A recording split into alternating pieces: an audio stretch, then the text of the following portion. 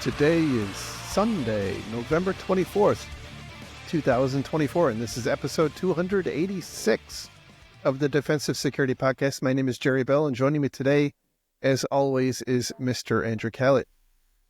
Good afternoon, Jerry. I had to check. It really is this deep into November. That's kind of crazy. I don't know how that happened. Yeah. Yes, just, basically 1 month till Christmas. It's That's true. been a heck of a year.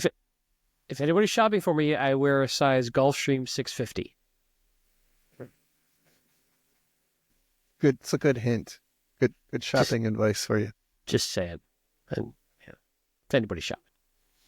So how are you doing? I'm good. For those who don't know, we started a second show where we've been doing interviews called Getting Defensive. And it's kind of weird. It's just you and I again. Because we've been doing so many interviews. And a lot back to back. I think we've probably done 8 of those interviews since the last time we've done one of these. So it's kind of weird. It is. But hey, if you're interested, check it out. It's a different podcast feed. You can find it all on all the different podcast platforms and on YouTube. But it's Jerry and I trying to do our best imitation of interviewers of cool people in the security industry. We've had 4 episodes, I think, published so far. Correct. Yep, there'll be a 5th dropping probably tomorrow or Tuesday. Yeah, and I think our most recent one that we published this past week was Andy Green, right? Yeah, talking about all sorts of cool stuff around. He's a professor at Kennesaw State University, which is a university here in Atlanta, and talking about all sorts of cool stuff that he's doing research-wise around vulnerability sort of disclosure motivations, and then also a really interesting story about how he got caught up in a whole voter machine security scandal and disclosure that went sideways. So pretty cool. Interesting discussion. That was fascinating. I heard about that whole story on the periphery and just transparently, I'm doing a teaser so everybody wants to go and listen to that show. But I being in Georgia, and this was a story about the state of Georgia's election issues in, was it 2020? He was, his university was chartered with some aspects of election security, and through no fault of his own, he ended up in kind of a weird and problematic position. Fortunately, it worked out for him, but it's a really fascinating story that I would encourage you all to go listen to. Yeah. And for the record, the other 3, before that we dropped, Amanda Berlin, who's been a longtime friend of ours, doing really cool stuff around mental health and wrote a cool book. Liz Warden, who is well known as a really interesting confluence of like legal skills and InfoSec skills and business executive skills, and that was a cool discussion. And Alan Liska, who is really well known for his work in ransomware, as well as now writing comic books, all sorts of cool stuff. So we're trying to find interesting folks that you guys might want to hear from. If you have ideas, send us suggestions. Yeah, absolutely. Absolutely. So before we get into the stories for this week, just a reminder that the thoughts and opinions we express on the show are ours and not necessarily those of our employer, at least for those who have employers. Like, true. Hint. Look, man, I believe the proper word is that I'm a free agent. And so you have I'm a powerful waiting need to buy groceries. Yeah. That's right. So I'm waiting for my, my kind of like baseball and football. Like I'm waiting for my, $500 million contract.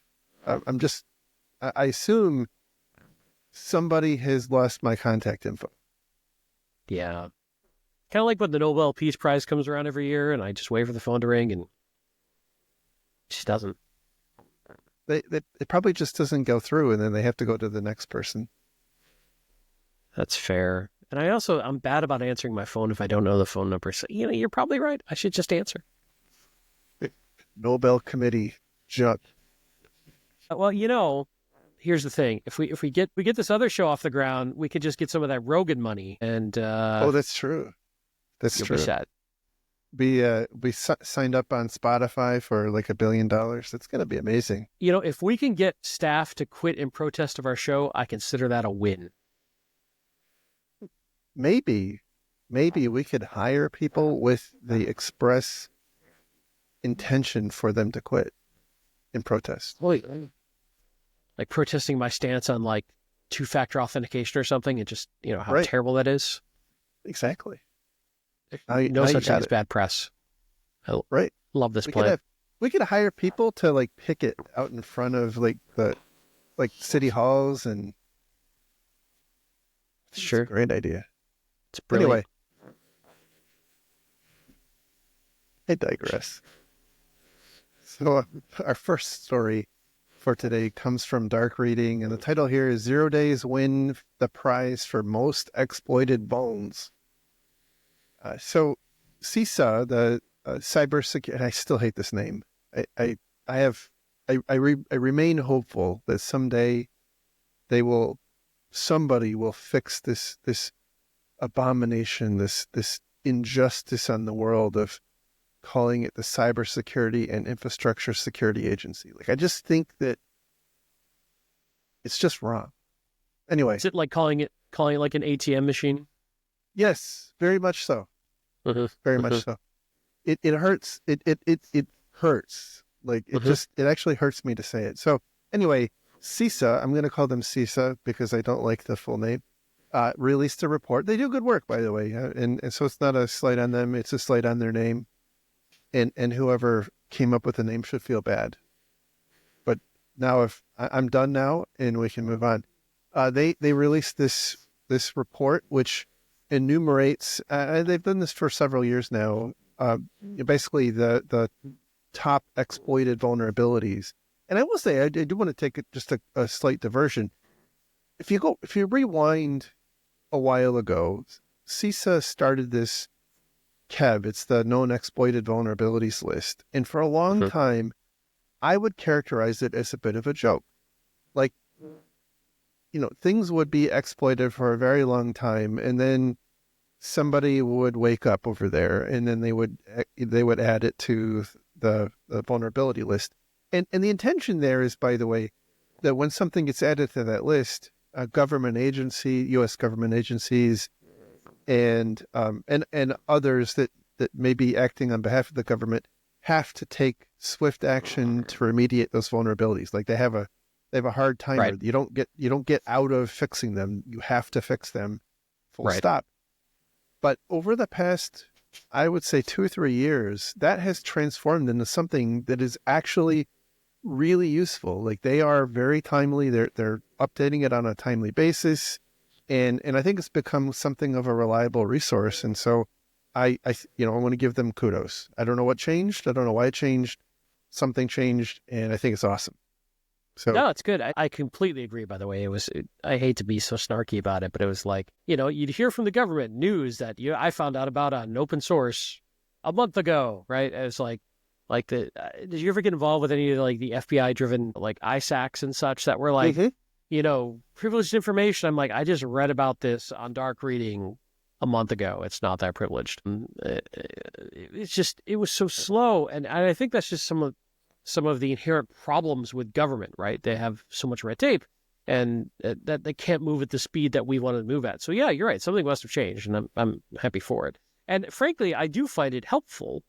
I think we saw some other stats just came out in the last week or two that the amount of new CVEs versus exploit activity witnessed and categorized in CVEs was something like 0.5% of the actual CVEs were truly known to have been exploited. So that's like this huge gulf of like, which one should I patch? In patching everything, by the way, I'm just going to state for the record, is not always a viable option. Like I need to prioritize somehow. So having some sort of, and I'm seeing tools build in awareness and alerting around the KEV, which is helpful. And it allows me to sort of give better risk-based guidance on what to work on. But back to our article today, what's really interesting is we kind of have operated under the assumption that most threat actors don't want to burn 0 days. They want to keep them for the most juicy targets, the most interesting targets. This article kind of flies in the face of that. Yeah, their reporting here shows that in 2023, over half of exploited vulnerabilities started off being exploited as 0 days, which is quite interesting. So, basically that means that the majority of exploit activity is happening against vulnerabilities that do not have a patch yet, which is a problem. Yes, it makes it more difficult. Yeah, and so they enumerate a couple of different strategies. One from the perspective of software producers, and one from the perspective of consumers. And certainly I would say that a lot of the work I'm seeing the U.S. government do recently is in the space of producers, right? They're trying to drive discipline around software lifecycle management, software development lifecycle, and memory safe languages and lots of other adjacent processes. But not all of us are in the business of creating software. A lot of us are in the seat of having to deal with the impacts of software that other companies write that we're more or less forced to operate, which in turn has these 0 day vulnerabilities. One thing that I found particularly interesting, because they do enumerate like the top, I think it was the top 15 vulnerabilities that they saw exploited as 0 days. Out of the 15, 6 of them were what I would call like core network infrastructure stuff, like from Cisco and Citrix and Fortinet. There were some from Progress. Certainly MoveIt software was there, Atlassian, Apache. But there's a lot of things I would say are typically expected to be on your edge that were part of this, group of systems that were exploited. And that kind of flies in the face of, well, like, just don't expose it to the internet. Like, that starts to break down when in fact the problem is with something that you're intentionally buying to put on the edge to protect your other stuff. And then it ends up being the way that people get in. Well, yeah, I had a very similar thought. But then I was thinking, okay, is this a statistical bias situation where if I'm doing a good job of isolating everything else, the only thing I'm exposing are these tools that are meant to be exposed. So therefore they're getting more rigor and more attention. I don't know. I don't think that's true, actually. I think we're just in this weird cycle where these tools that are on the edge have gotten weak and more easily attacked. But it's tough to know. Like, statistics are so tricky of this game theory going on of what's exposed versus not exposed versus, development lifecycle versus what's reported versus what's kind of.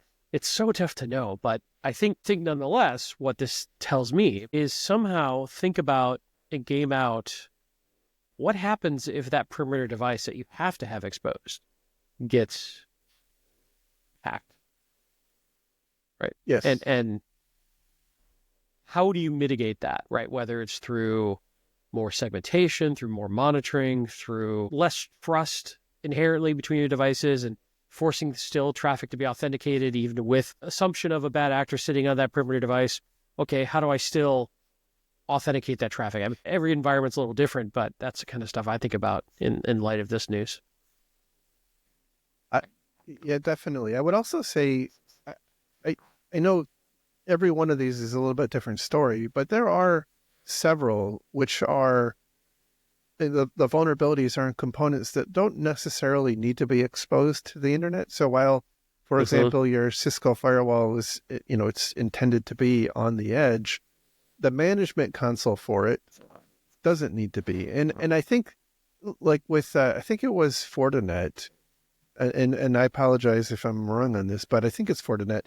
Like the default is that its management console is internet facing, and you actually have to take like steps to change that. And so I think there's also kind of a least privilege, and I don't necessarily mean that in like an IAM stance, but like if you don't, yeah, I think you need to take a very close look at how your devices, especially on the edge, are configured to make sure that you're minimally exposing things, because it does seem like, in one of the recent shows we did, we were making fun of one of the providers was using PHP in their management console. Well, like you don't have to have that exposed to the internet. We can make fun of it all the time, but like that shouldn't be exposed. I think it wasn't really intended to be exposed. And I will also say that, back to your point about how to think about this, I think one of the, if you go back a couple of years, I think there was a kind of a moment, a pause in the industry caused by some researcher finding a serious vulnerability in one of these firewalls. Yeah. And I think that caused a lot of both, the bad guys and the good guys to start investigating these firewalls, which I don't think had really had any like substantial focus by the security industry. Like it was just kind of not on everybody's radar, and something happened. And as we see all the time, once one thing happens, like there's this mad rush, to go look for other things. When we saw Log4j, like, there was the initial Log4j vulnerability, and then there was just this freight train of more vulnerabilities that kept getting found. And I think we see that, quite often. And I definitely think that was the case with this, and is going to continue to be the case, because I really feel like security vendors are some of the worst offenders at writing secure software. And having worked at a few. Yes. I think we've both worked at a few, and I think it's absolutely true, which is fascinating, because part of their entire reputation is based on trust and security. But I agree with you, by the way. You've made this point over the years, and I certainly don't disagree that when the research community or the bad guy community gets a hint of one class of problem, they then take that and replicate that investigation or that class of problem proof of concept across many, many, many different environments that they might not have tried before. It gives them a new template to test against, basically, or to look at. Then, speaking of Log4j, just randomly, it's funny, we still see attempts all day long against our web properties with Log4j in my current environments all the time. So it's still hanging around. I think we're going to see Log4j. I strongly suspect there are still actively sold things that have vulnerable versions of Log4j, just because we have such limited visibility into what gets incorporated into software. And I mean, I think it's not everywhere. Like I think the industry has done a pretty good job of eradicating it, but like I'm quite certain it's still there some places. I agree. So one of the other findings of this report was that the usefulness of exploiting a vulnerability tapers off from the perspective of an attacker after about 2 years. And I think that's because after about 2 years, there's a majority of the landscape has either, sunset the technology or has applied the patch or what have you. But I found it interesting that, we've talked a lot in recent episodes about the importance of patching and how, like, as an industry, we don't do a great job of that because it's not very sexy, and like we're struggling with labor shortages, or not the right way to say it, right? But we don't have enough people to do everything that needs to be done, and patching tends to fall off the side because like everybody wants to play with the new AI enabled, whatever. and so that's just something that it takes a back seat. But here we're saying, like, even if you're doing a great job of patching, it may not be enough, and so you really need to also be focusing on mitigating controls, looking, your ability, as you pointed out, to quickly detect that something was exploited and bypassed, or secondary controls, looking at things that are on the edge, and how how do you mitigate an exploit of that from resulting in deeper penetration into your network. So these are certainly difficult times. As we'll talk about a little bit later, like, there's a lot of opportunity for adversaries. Like, this is the world is getting more dangerous, not less dangerous. And I think it's becoming more important that we pay attention to these mitigating controls. Yep. Especially when you take into consideration, even for those that have a patch before an exploit appears, we're seeing that window shrink so rapidly that it's almost becoming impossible to patch fast enough. Right.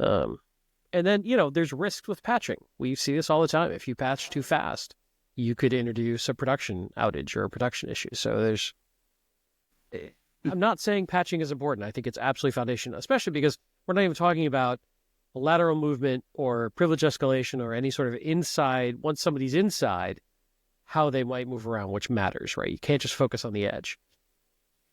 But what I think this is telling us is that we need to also build our defenses with the assumption that we haven't been able to patch a problem before it's exploited in some way. And how do we know and detect that? Right. Yep. Absolutely.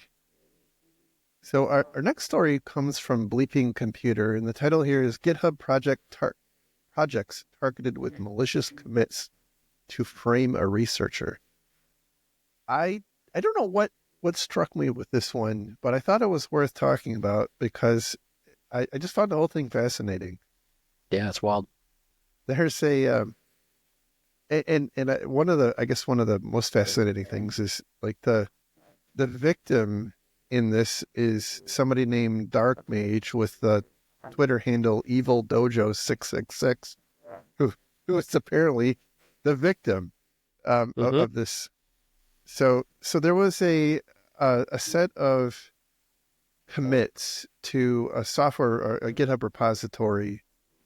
It's EXO's GitHub repository, which I think is they do some AI hoopla, which contains some encoded Python. So it basically looked like kind of random numbers, but they were included in a way that they were decoded and then run. When you decoded them, they unrolled into some Python that connected to the website of this, quote, victim, this evil dojo person, and looks like it attempted to download some commands that would then get executed. The issue is that this person says that it wasn't them, that the endpoint, the directory on that website never existed, that GitHub account did not belong to them, and all by the way, all appearances are that he's being truthful. Yeah. And apparently this is not the first time that he's been targeted in this way. But it's fascinating on a couple levels. One, the concept of obfuscated code that was put into a pull request that, if you didn't know what you're doing, could have been approved and could have legitimately, if it were a true bad guy, pulled some sort of backdoor into the code is interesting. And then that this is being done to frame this guy is also fascinating. But fortunately, logs don't lie, at least not usually. And he's got the receipts to prove it wasn't him, but it's a crazy story. Yeah, that commit never made it into the actual code base, which again points out the importance of assessing commits before you accept them into your code base, especially when you are, as this GitHub project is accepting contributions from the community. Like, we've seen quite a few instances, most famously in recent times, the XZ, which I actually mentioned in this article, where one of the committers basically bullied other people into, accepting that person's contributions, which it turned out to be malicious. So I think it's important. Like, there's a couple lessons here from my perspective. One is it's really important to do a thorough job of assessing code contributions. And I think it's also important not to necessarily jump to conclusions until you've had a chance to investigate. Because, like in this instance, this person, this is very clear to me that this was somebody trying to harass, and seriously, significantly so, perhaps trying to get them in trouble with the law, which is not a trivial matter. To make sure that you are thoroughly investigating what happened before you jump to a conclusion. So there you are. Another quick aside is interesting. Some of the automated tools that you can run against your code flag this particular one as like highly suspect, which is kind of nice. So there's some value in those code tools in this sort of instance. Well, I think that's very true. But I also think, in my mind, like, I think that it was intended. It was, because if you look at the Python code they used, it was like dead stupid simple. Like, it was as basic of an attack technique as you could possibly get. And so to me, it seems like it was put behind a thin veil, and I think they knew that it was going to get caught by something, with the intention of it, not being there to actually drive exploits, but to cause problems for this person. So, but you're right. Like, there's lots of tools out there. It did catch this, and damn it, we should use them. Indeed. All right. Then the next article comes from the Hacker News, and the title here is Microsoft launches Windows Resiliency Initiative to boost security and system integrity. So this is largely an outgrowth of the big blow up with CrowdStrike earlier in the year, but I think it's turning into something that has lots of arms and legs, which are, I think, not a bad thing. One of the most, to me, seemingly significant improvements that they're making is the ability through remote configuration management to revive workstations that aren't bootable. I don't actually know them. Yeah, I don't know the mechanics of how that works. Yeah, but that's really cool.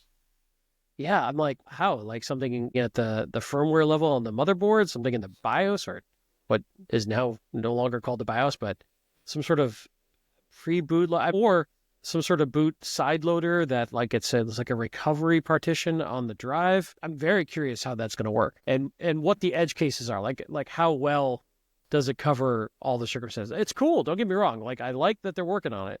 I'm just very curious how it works. And does it open new avenues for attack and exploitation? Well, of course it does. Why wouldn't it? That's going to be the $1 million question. But in fact, go ahead. Our next business is going to be writing EDR for that side loader. I like protect it. It's a great idea.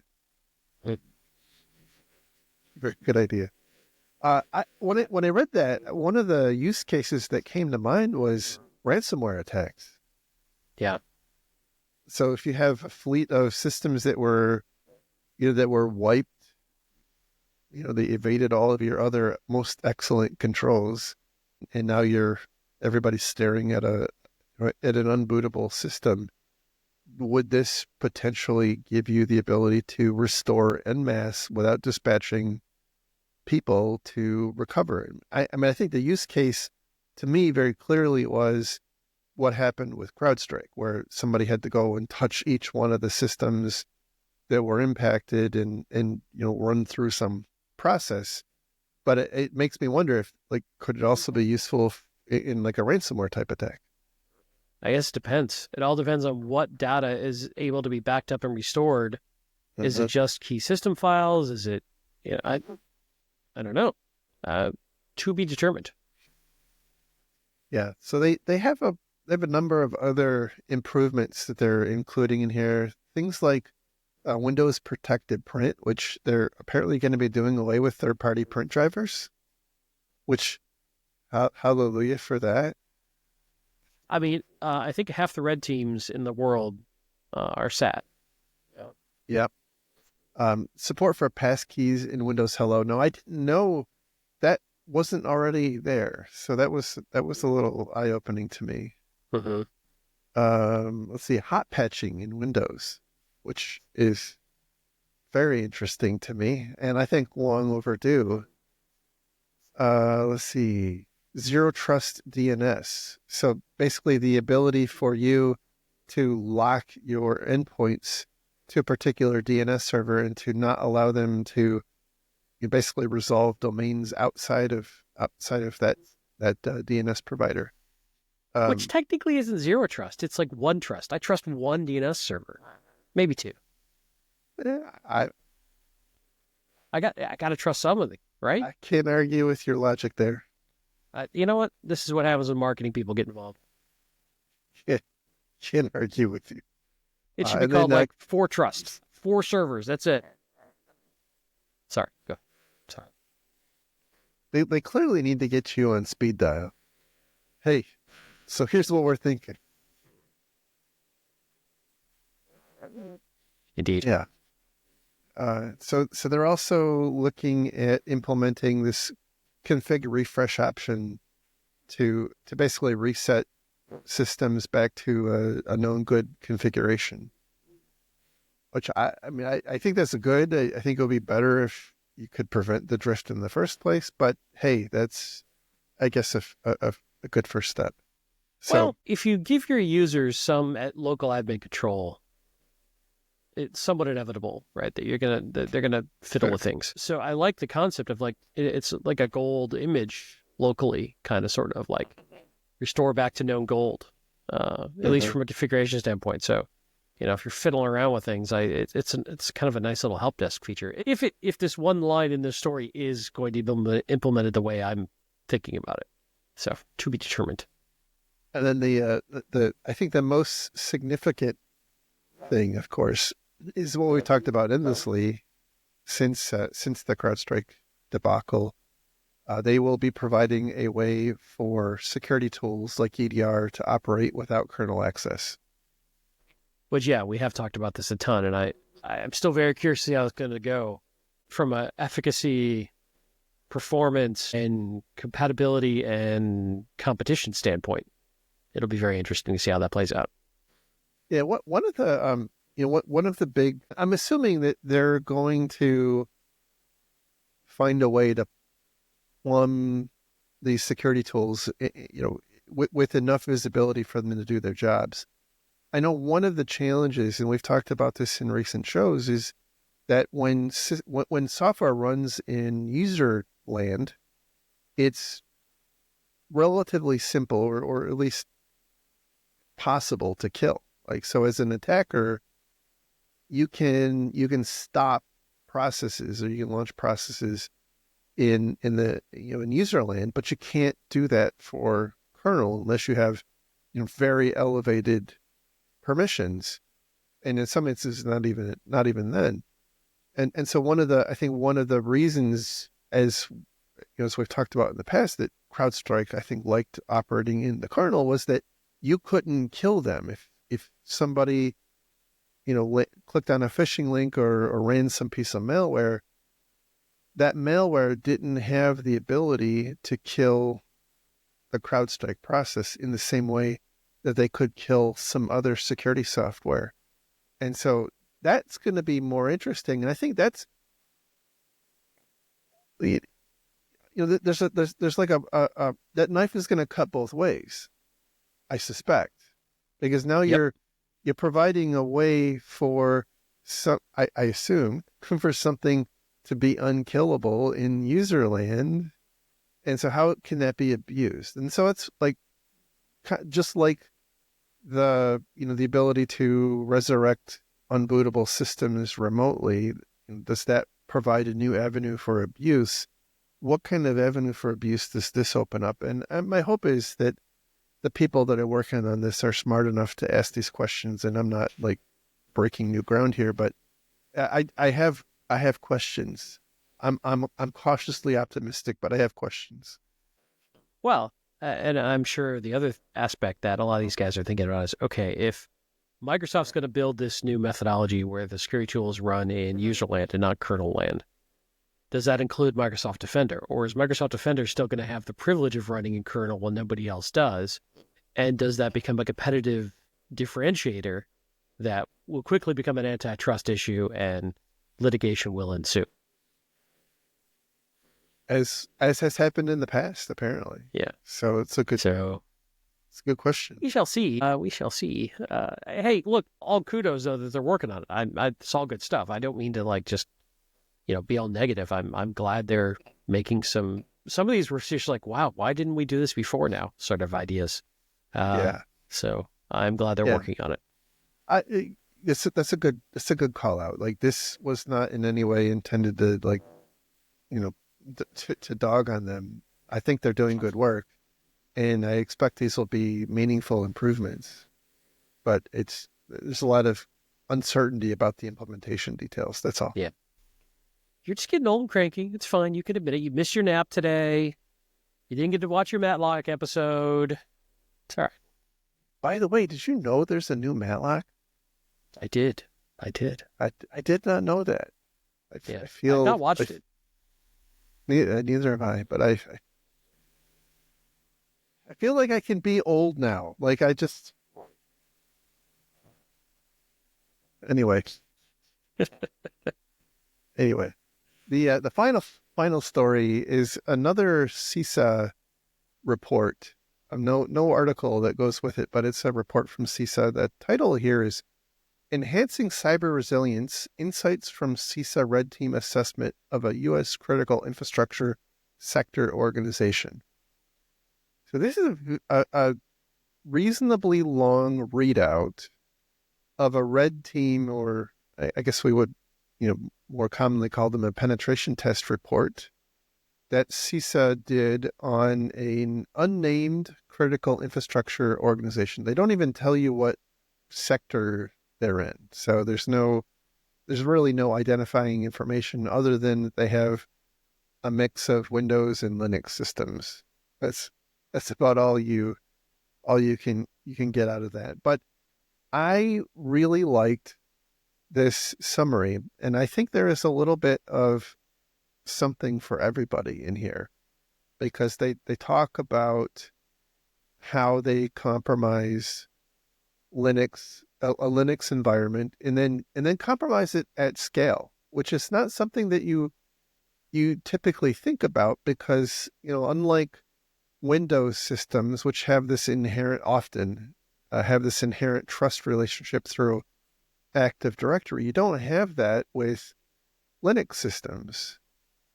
And so, the novelty here, in at least in that perspective, is that they did find a way, and the way they found that was through this company's Linux systems all had a NFS.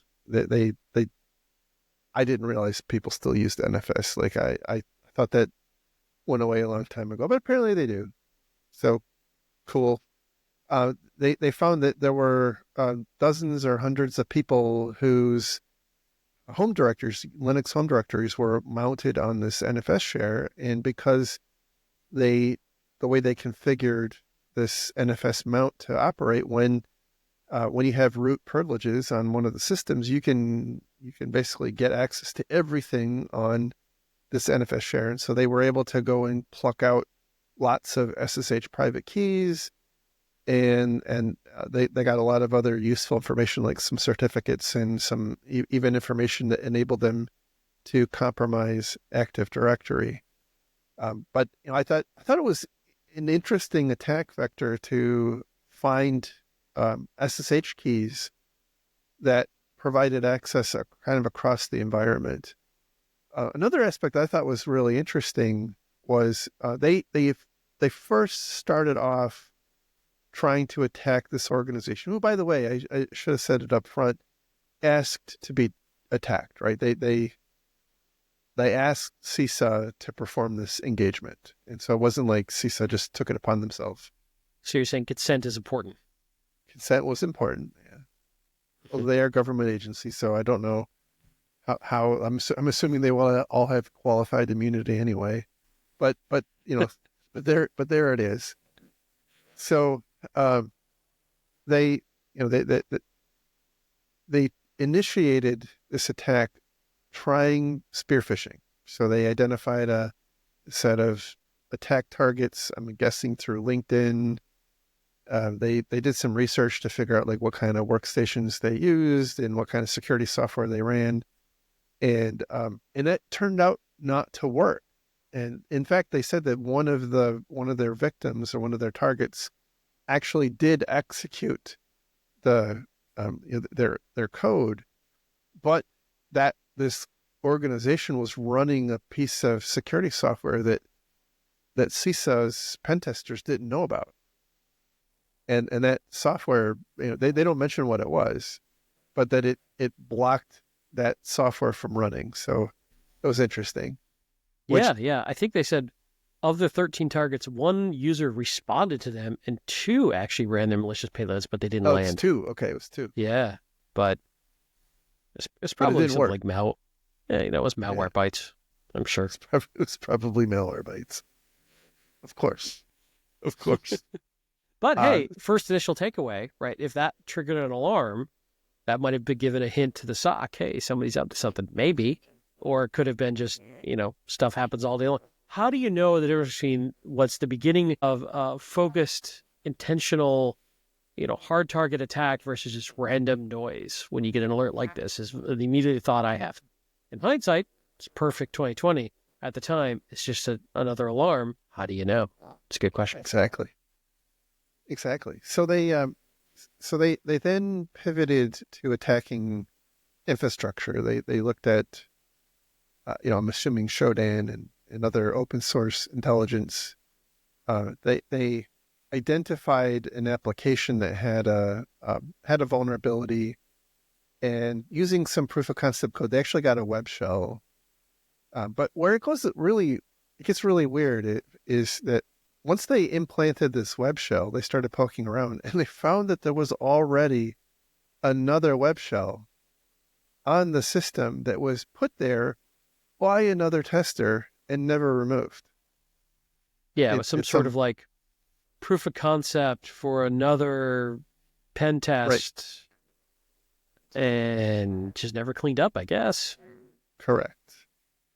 And that happens, by the way, when if you're not careful, if you engage pen testers who are not diligent, they can leave little messes around that can be exploited. So CISA, their red team, actually at that point reported the web shell, because the web shell was just open and accessible for anybody to use, and that of course caused this organization to go do an investigation, and they found a lot of, but not all of, the activities of the CISA red team. I think they eradicated all but 4 of their persistence mechanisms, which is still 4. So it's they could have done better, I guess, at their investigation. But over some time, the engagement changed a bit. And it's a little unclear to me exactly what caused it to change. But this organization, their security team, came to realize that they were being pen tested, And so there was a mutual agreement between the contact at the organization that was coordinating with CISA and their internal teams, that the internal teams would basically hang back and just operate in a monitor mode. And so kind of beyond this point, everything was, there weren't any further attempts by the organization to stop them. They just kind of sat and watched and reported back to CISA what they saw. And so a lot of the report is based on a comparison of what the red team did versus what the company's security team reported, rather than more of an adversarial. Yeah, it almost turns into like a purple team at that point. Right. If you Exactly. subscribe to that concept. Yeah. Exactly. So then they were able to, through a couple of different machinations, they were able to compromise the Active Directory of this organization. They did point out that it was pretty easy to go from their external DMZ, which is where their web server was, to their internal network, because there wasn't a lot of separation. They pointed out that, and I thought this was interesting, that the organization had actually gone so far as to prevent their external DMZ from making unsolicited connections out to the internet, which is a good practice, by the way. It wasn't such a good. Tough to do consistently, but yeah. Right. What wasn't such a good practice was that they had I guess a relatively unmonitored proxy that allowed access out to the internet. So kudos, they blocked access to the internet, but then they provided an avenue to access the internet that apparently wasn't really monitored. Which is maddening, because the whole point of funneling it through a proxy is to monitor and control it. Come on now. Right. Come on now. Right. So one of the files they found on the on this NFS share had some credentials for an Active Directory account. They were able to log into a system that had unconstrained domain. Their Active Directory on this system was configured for unconstrained delegation, and so basically that allowed them to coerce Active Directory to perform logins on that system and leave behind keys. Basically, they were able to capture enough information that allowed them to impersonate other users in the Active Directory environment, and from there they basically had their run of the domain. And once you're at that point, like, it's game over. You can get on workstations, you can get on servers, you can basically do anything you want. They talk a little bit about some of the persistence mechanisms, like on the on the Linux systems. They modified they modified some cron jobs and the if up scripts that handle turning up network interfaces to run their persistence scripts. So basically the call out remote shell. Interesting stuff. Like, there were opportunities kind of all over the place, as you might expect. Like, those kinds of things could be detected through file integrity monitoring. But I thought one of the more interesting aspects of this is they do a pretty thorough job of enumerating all of the different takeaways and some more prescription around, rather than just kind of platitudes, like more actionable information. And I'll go through some of that, but there was one quote in here that I thought was very worthwhile reading. And was that the one where they said that if the target organization had listened to the Defensive Security podcast more, they would have been fine? I think so. I think that Although, I think that sentence got dropped in the final draft. Happens all the time. Yeah. This sentence is quote, "This document illustrates the outsized burden and costs of compensating for insecure software and hardware borne by critical infrastructure owners and operators." Shots And fired. shots fired. Well, look, as we talked about earlier, CISA, I think, is for a long time. I think they've been somewhat naming and shaming the victims, but I think they're really now focused for the past year or two, at least, on the providers of software. Now, we're not going to rehash all the stuff that we've talked about in regards to like what does it take to create reliable and reliably secure software and whatnot, but that's clearly front and center in their mind. They're saying like this is not a problem, or not necessarily a problem. This whole report is not necessarily a problem or evidence of a problem by critical infrastructure companies or failing of those companies. It's a problem or failing of the software that they're using. That if they had more secure software, that these problems wouldn't be there. And I mean, that's hard to argue with. Like I mean, on its face, you can't argue with that. But I think you have to also recognize what does it take to do that. Like that's the part that I think it starts to break down. Like creating really robust software, takes away some flexibility. It costs a lot more. Innovation is slower, and on and on and on. And so that's, I don't know where that thought process ultimately leads, but you can definitely see that that's where CISA is trying to drive this discussion. Yeah. It's not like you said, it's not an incorrect statement, but in a vacuum, there's always more consideration. There's more inputs to that decision-making process of how they got there. So it's easy to just go, you're dumb for X, Y, Z. These people who are making these decisions usually have a lot of competing priorities that they're trying to balance. It's not that simple, typically.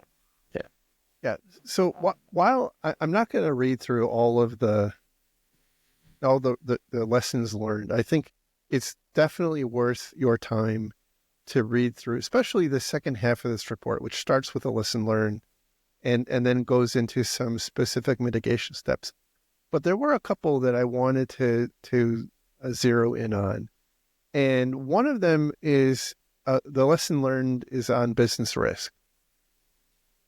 And it's what they call finding number 7. The organization used known insecure and outdated software.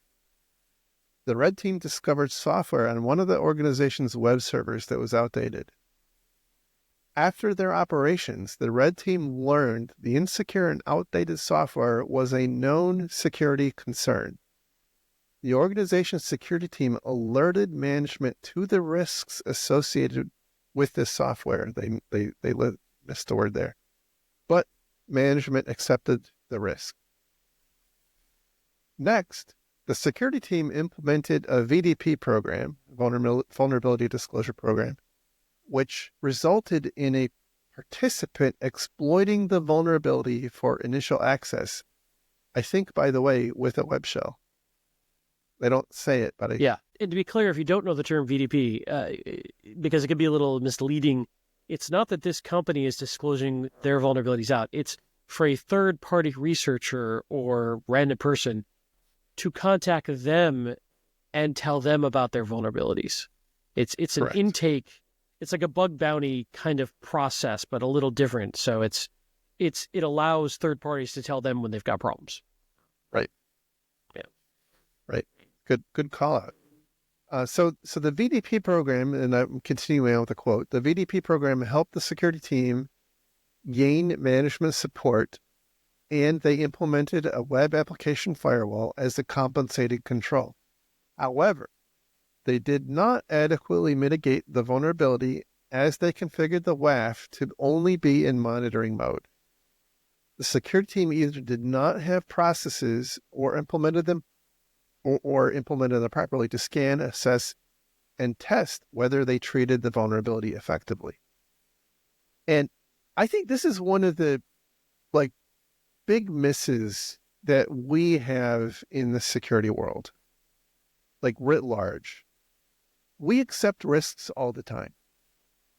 And in fact, we just recorded a podcast with a pretty cool guest who pointed out one of the challenges I think we have as an industry is that people underrate the likelihood, in the likelihood and impact equation. They misunderstand how likely something is to be exploited. And I think this is it kind of aligned with that. And by the way, that's in an upcoming episode of the Getting Defensive Security podcast. So pay attention to your feed. I recommend you like and subscribe. Shameless plug. Shameless plug. Shameless plug. We need like a sound effect for that. Yes, indeed. But anyway, back on my thought here. I think we are really good at as a security organizations calling out that something is old, something's out of date, what have you. And we're very good at having processes in place where management can sign off on the risk. But the challenge is that I think where we go off the rails is that just accepting the risk doesn't accomplish anything. Like in effect, I used to work with a lot of lawyers, and one of the lessons I learned was like, when you accept a risk, that's like exhibit A. Like you move from ignorance into negligence when you start accepting risks. Well, I struggle with that a little. The way I look at a risk acceptance program or methodology is that the decision maker should control prioritization of the resource focus of the business. Right. Has been informed of a potential risk and is held accountable to making the right decision with the resources available.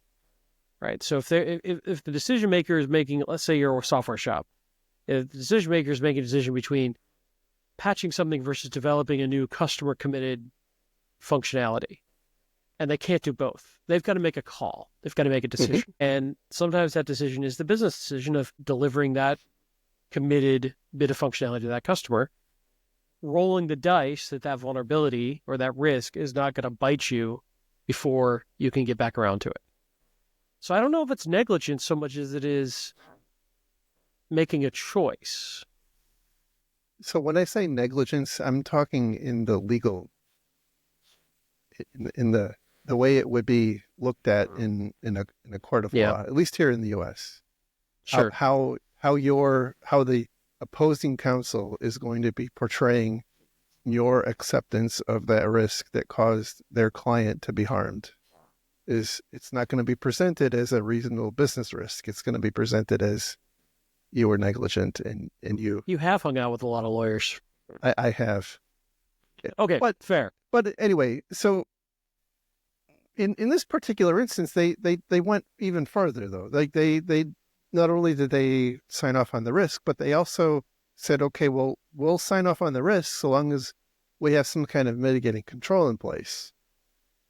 But, one of the things I was, I wasn't able to do it all the time, but for certain categories of risks, I found it useful, and again, not everybody can do this, but I found it useful to try to have somebody exploit the problem after we put the mitigating control in place to demonstrate that the mitigation was effective. And I think that's where this, this broke down, is that they put a reasonable control in place that a reasonable person would say would mitigate the risk, but they didn't verify that it actually mitigated the risk. There's one other possibility here, which is that it was a fairly new deployment of the WAF, and they put it in monitor-only mode while they were still finding and fixing false positives and things that would...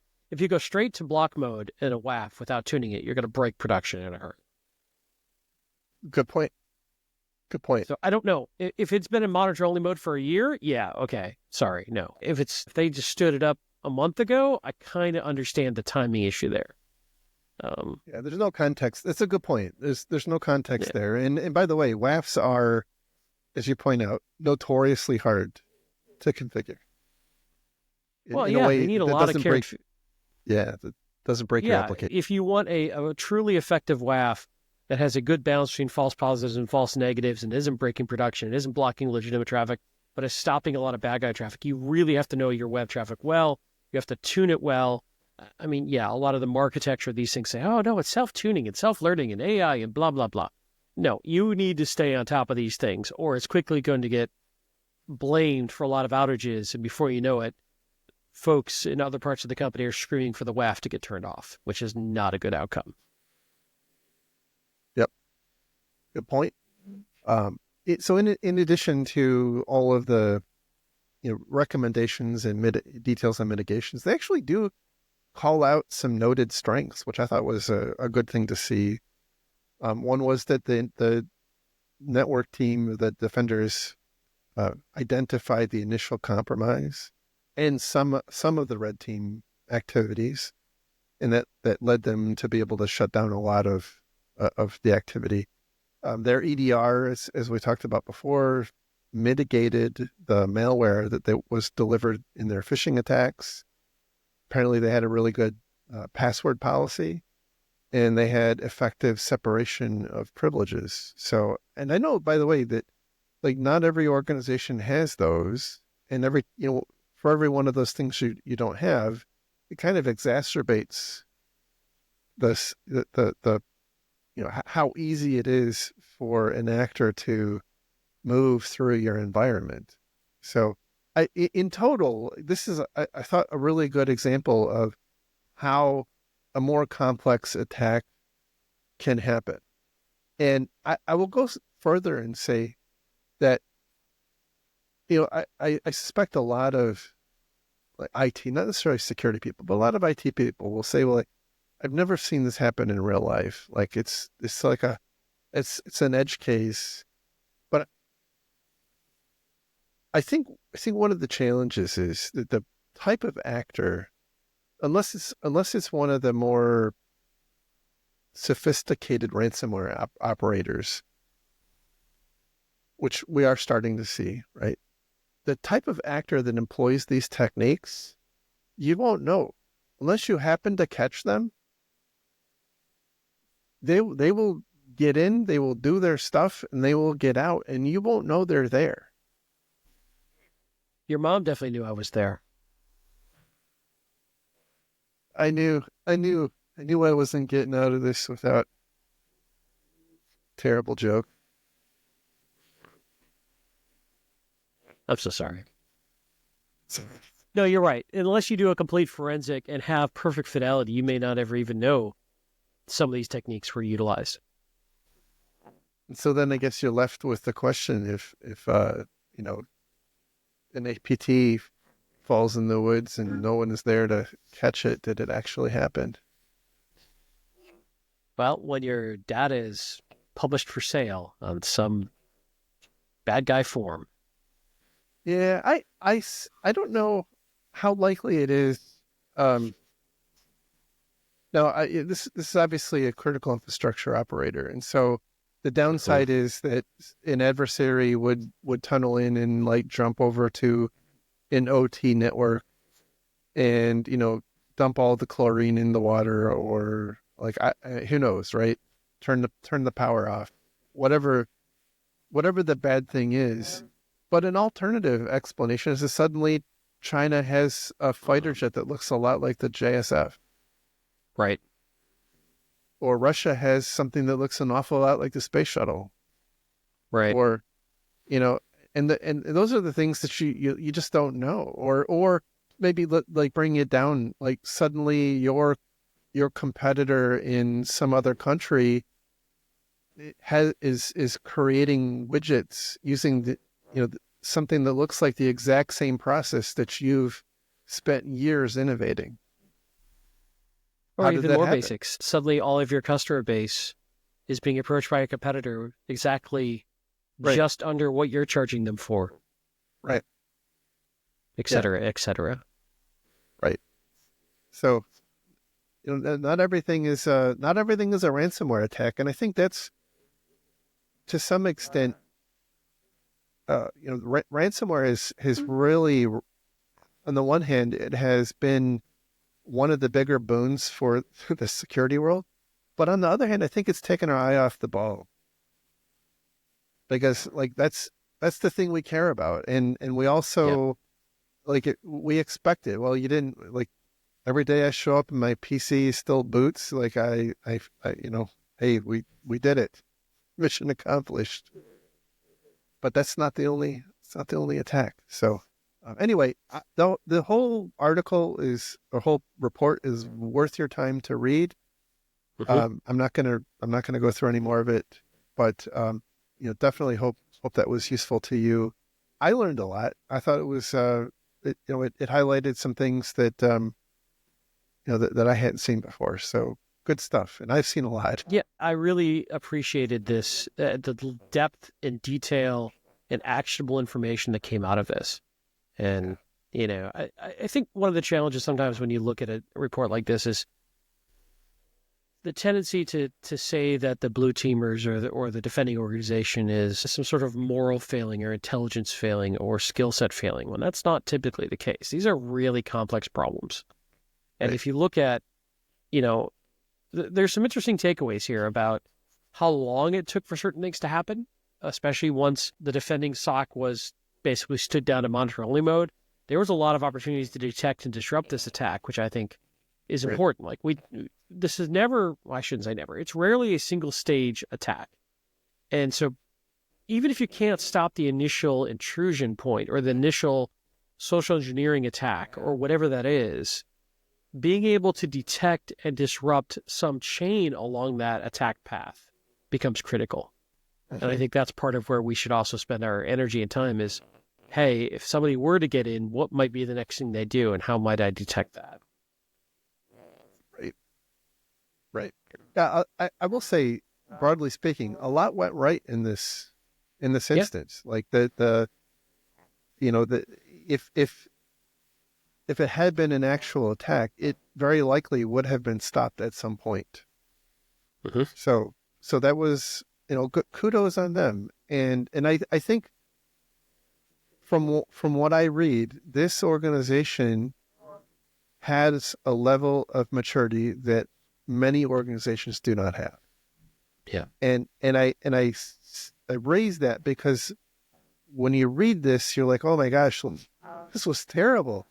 But it wasn't, and I genuinely think a lot of non-critical infrastructure companies would struggle. Like they would not have seen most of this. Yep. So I agree. So there you have it. Anyway, that is the show for today. I hope you found it interesting. We will have links to all these stories on our website at www.defensivesecurity.org. Just a reminder that we have a whole new podcast, by the way, called Brand new, brand new, called the Getting Defensive Podcast. It features Andy and I interviewing people that are certainly smarter than me, maybe not smarter than Andy, but smarter than me. Oh, certainly better than me. To help explain context behind things that they're passionate about. It's not all business related. As you talked about, some people have relayed personal experiences on how they got into security. Some interesting personal endeavors they had. Amanda Berlin, for example, talks about her work with mental health hackers, and so on. So it's I think a really great thing. Hopefully it opens your eyes to new perspectives beyond just what Andy and I talk about, and certainly we're hoping this is our path to being that Joe Rogan money, as you keep saying. One quick side note is we're trying hard to avoid like sales pitches and sales like we're trying to like find people doing the job down in the trenches. Like, that's one of our focuses because we get, honestly, a lot of pitches of a lot of salesy folks to come on the podcast, and that's something we're avoiding. But if you know somebody really interesting doing some really cool work, even just peripherally related to information security, hey, let us know. We got a whole long list of people already, but we're always looking for new and interesting guests. Definitely. Yeah, the intention is not for this to become, the marketing vehicle for the latest, security products.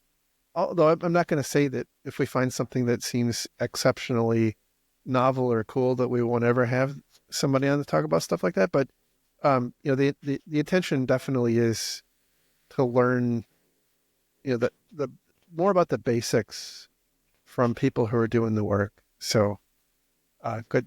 I think it's good stuff, and I'm having a ton of fun. I'm meeting lots of good people, having some good discussions. So, I hope you like it too. Anyway, that is the show. Hope you had fun.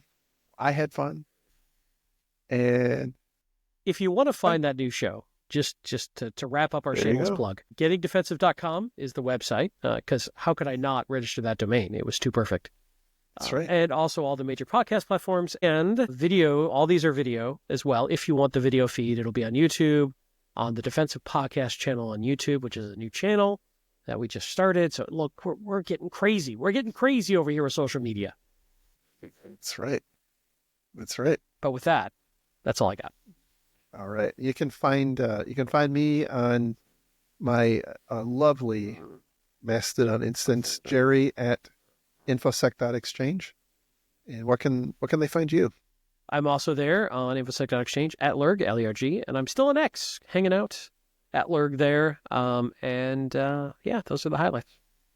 All right. Take care, everybody. We'll talk again real soon. Have a great week. Bye-bye. Bye.